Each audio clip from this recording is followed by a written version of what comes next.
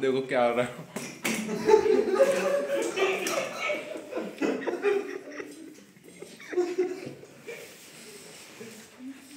ये हमारा दोस्त बिछड़ गया है हमसे। बिछड़ जाते जाते रह गया। ये नाक पे मधुमक्खी ने काट दिया। हॉस्पिटल में हमारे दोस्त को देखने के लिए आए थे, लाइट चली गई हॉस्पिटल में। अंदर अंदर फोकस को ना मारो, नरा पेशेंट है हमारा। एक रुपया डालो सब। पेमेंट कर दो, गरीब की मदद कर दो भाई, गरीब। 1 लाख रुपए की जरूरत है सब।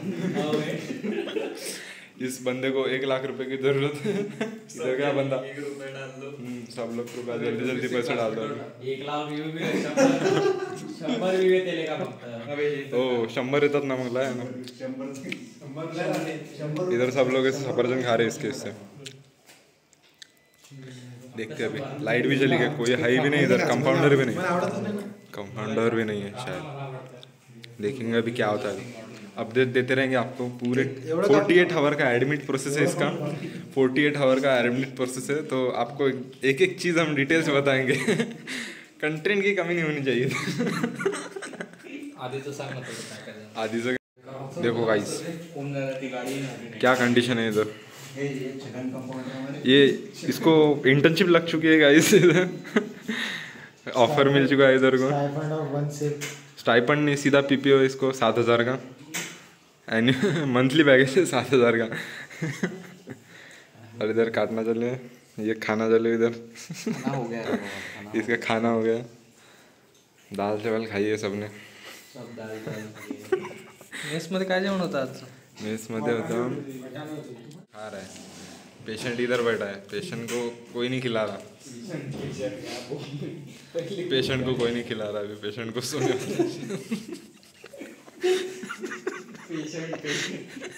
पेशेंट नहीं रहा है अभी।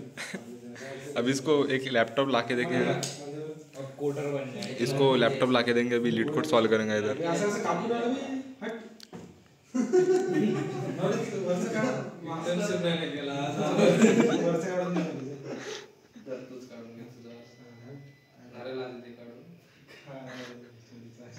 ये हमारा नया शेप है।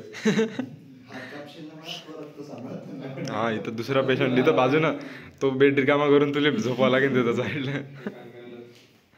जमून नाही तर माहिती का एकामेकाला मस्त सोबत सोबत। नाही रे पाहिजे का तुला पेशंट सांग, इथंच एखादा मारून टाकू येले 2-3 अशा जाग्यावरच।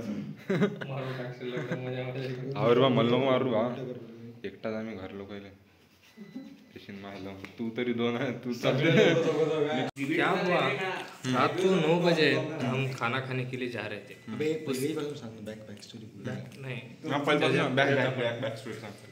क्या हुआ कि मंगलवार को नरेश को थोड़ी ज़्यादा ही बुखार आ गई। रात को 2 बजे हमने उसे कामत हॉस्पिटल में लेके गए। आम्ही इथं बसलेला आहे, आम्ही आमच्या मित्र आमचा जरा आजारी पडला आहे, त्याच्यासाठी आम्ही इथं बसलो होतो। आज तुम्हाला फुल बॅक स्टोरी सांगणार आहे आम्ही।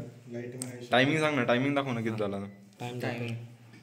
अभी टाइम 12 वाजले, 11:30 वाजले। हां तर आम्ही फुल स्टोरी सांगणार आहे तुम्हाला, एकदम स्क्रॅच पासून काय झालेलं आहे। त्या दिवशी, कुठल्या दिवशी माहिती आहे का? दिवस सोमवारी रात्री। अरे थांबणारे सांग ना सोमवारी रात्री 9 वाजता नरेशला खूप ताप आल्यासारखं वाटत होतं। मग त्याच्यासाठी आम्ही काय केलो, रात्रीच लगेच मेसवाल्या साईडचा जे पनीरवाला आहे, पनीर 65, मी गाडी घेतली ह्यांच्याकडनं आहे ना, गाडी घेतला। मी तिथं बसलो, हा जर नाही आला तर मी येणार फास देणार म्हणून। मग नाही बे ते करतो नंतर, आम्ही 2 वाजता करतो। मग चेक करून आलो, त्यानंतर ठीक होता। मग बुधवारी काय झाला की ह्याच्या नाकातनं रक्त निघू राहिला। 1 थेंब पडला पहिल्या दिवशी, 2 थेंब पडला त्या दिवशी। कॉन्टेस्टनं त्याच्या डोक्यावरती एकदम चटला होता कोट शेपची कॉन्टेस्ट। मग रक्त कम्युनिटीला माहित नाही रे। मग रक्त नाकातनं पडला।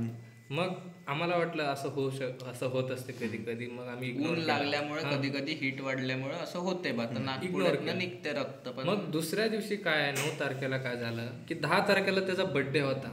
म्हणून आम्ही बड्डे साजरा करण्यासाठी केक आणला आणि केक कापण्यासाठी त्याच्या हातात चाकू दिला आणि तो एकदम हास्य झाला. मग हास्य झाल्यानंतर एकदम ते यांनी केक आणला म्हणून ते एकदम आश्चर्यचकित झाला. त्याला शॉक लागला कारण की हे कधी केक आणणारे मुलं आहे नाही. केकवर त्याच्या फेवरेट मैत्रिणीचं नाव लिहिलं. हे जरासं म्यूट कर, थिंक कर बरं. बीप कर.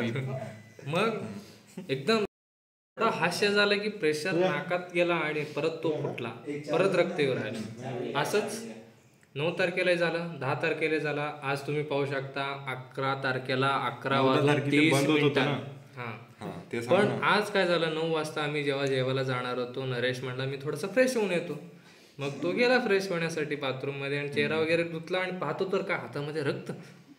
मग रक्त थांबूनच नाही. शॉक नाही.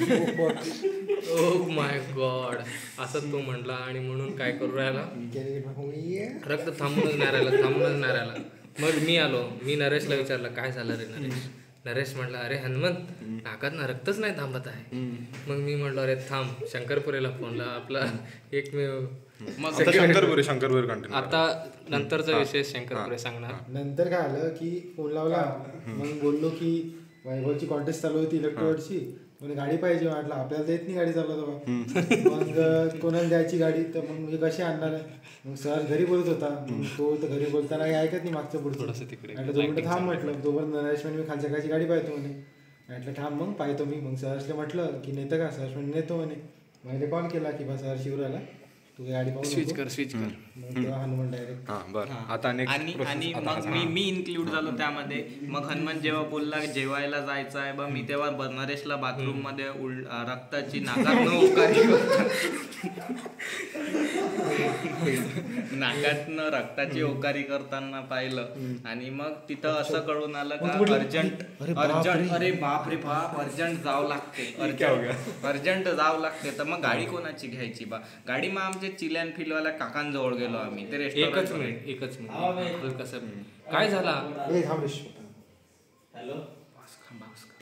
ये जो ब्लॉग जाएगा ये पूरा जस्ट क्लासमेट में चला जाएगा भाई. अरे नाही मला सरळ बफल बोलायला होतं, असं जबरदस्ती असते.